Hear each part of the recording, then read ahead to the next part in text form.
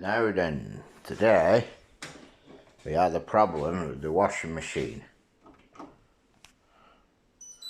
Right, okay, instead of this, you were saying h2o. Right, so, anyway, let's turn it off because it's not longer saying h2o. Basically, h2o means water, right?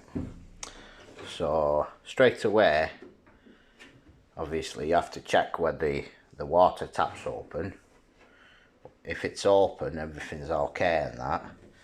And straight away I found out that these two solenoids weren't allowing the water to, basically these two solenoids weren't opening the actual valves inside there to let water through into the compartment here, wire the actual pipes underneath here, plastic pipes. So I've measured with a multimeter. When you turn these, basically when you turn the washing machine on, basically these wires produce about 50 volts of electricity. Once the washing machine is turned on and the cycle selected, right? So it produced 50 volts of electricity. So the programming system, the board chip, whatever, is working fine.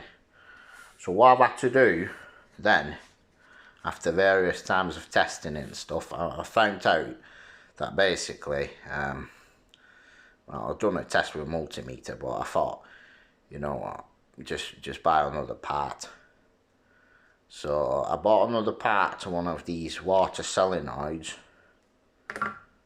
I've basically disconnected the water, put a bit of PVA tape as a good measure, and then put it back on.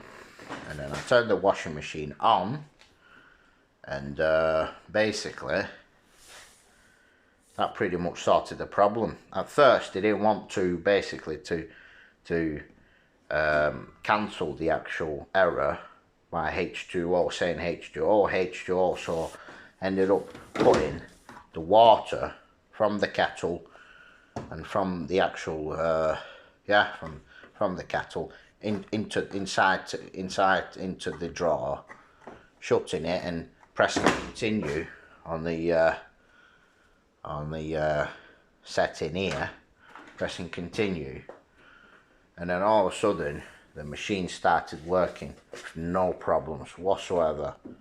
So guys, if you do encounter h2o faults on your washing machine, please get this solenoids tested for continuity. If they are good, then well, it's up to you to replace them or not. But make sure that these valves are opening and closing. Yeah, because 9 out of 10, if you have h2o problem, water problem, it's something to do with pipe, and these bad boys letting the water in and out. So I hope it helps.